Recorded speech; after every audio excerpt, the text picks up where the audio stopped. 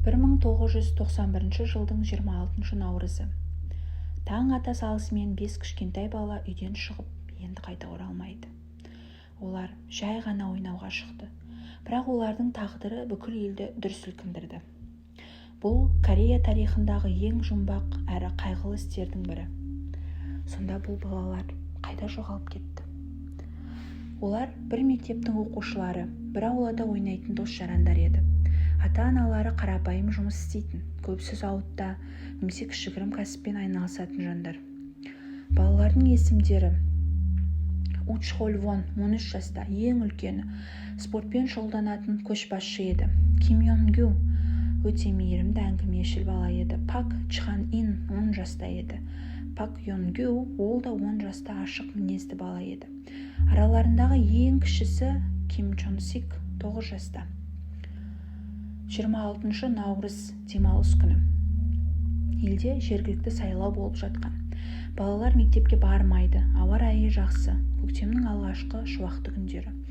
Олар ойнауға шығады. Бірақ бұл жолы олардың мақсаты кесіртке жұмыртқаларын теру еді. Бұл Кореяда танымал ойын болатын. Балалар тау-тасты аралап, осы жұмыртқаларды жинап бір-біріне көрсететін. Сағат 9 шамасында 5 бала бірге үйден шығады. Олардың соңғы рет тірі көрген сәті осы таңғы 9 шамасында еді. Балалар Тегу қаласындағы Варен тауына бет алады. Бұл тау үйден 2 шақырымдай ғана жерде орналасқан. Балалар бұрын да бірнеше рет сонда барып жүрген. Кеш түскенде ата-аналары уайымдай бастайды. Әдетте балалар түскі асқа келеді, бірақ бұл жолы ешқайсысы келмейді. Соң полицияға хабар беріледі.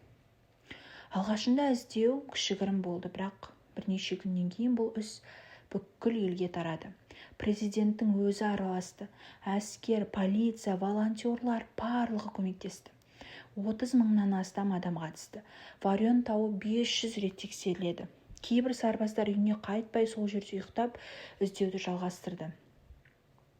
Бірақ ешқандай із, аяқ киім, қалдық, ештеңе табылмады. Ата-аналар өздері де іздеуге шықты. Кейбірі тіпті жұмысын тастады. Балалардың суреттері бүкіл елге тарады. Олар сүт қорабында, сіріңке қорабында, тіпті темекі қорабында басылды. Бұл іс Корея халқы үшін шок болды. Телевизия күнде олар туралы репортаж жасады. Ата-аналар көз жастарын тыя алмай интервью берді. Олар: "Біз сенеміз, біздің балаларымыз тірі" деді. Журналистер, сарапшылар әртүрлі теория айтты. Балаларды біреу ұрлап кетті. Олар біреудің куәсі болды. Олар тауда өлді, бірақ денелері жасырылды.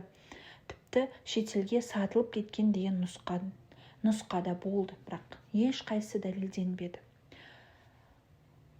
11 жылдан кейін 2002 жылдың 26 қыркүйегі.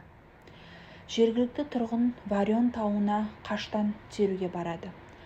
Сол жерде таудың баурайында жерге көмілген 5 адамның қаңқасын табады. Жанында балалардың киімдері, аяқ киімдері, металл гильзалар. Ол жер бұған дейін бірнеше рет тексерілген, бірақ денелер жақсы жасырылған еді. Сот медицина сарапшылары балалардың бас сүйектерін зерттейді. Киім дегенде 3 бала темір затпен қатты ұрылған. Бұл олар қасақана өлтірілді дегенді білдіреді. Сол жерде оқ, дәрі гильзалары болды, бірақ қару табылмады. Бір баланың үстінен қара жіппен байланған сым табылды. Қоғам ашуланды. 11 жыл бойы олар қайда болды, неге бұрын табылмады деген сұрақтар көбейді. Бірақ іс сол күйі ашылмады. 2006 жылы бұл істің уақыт мерзімі өтіп кетіп, іс жабылып қалды. 2015 жылы қоғамның қысымымен Кореяда кісі өлтіру істері бойынша ескіру мерзімі алынып тасталды. Бірақ осыған қарамастан кінәлі адам әлі күнге дейін табылған жоқ. 2011 жылы осы оқиға негізінде Children деген фильм шықты. Бұл фильм дәл осы уақиғаға ұқсас бейнеленген. Сонымен қатар Тегу қаласында балаларға арнап ескерткіш орнатылды. Бұл оқиға Корея тарихында мәңгі қалды. ол қоғамға балалар қауіпсіздігі, құқық қорғау жүйесінің жауапкершілігі және ата-ананың үміті мен қайғысы туралы көп нәрсе үйретті.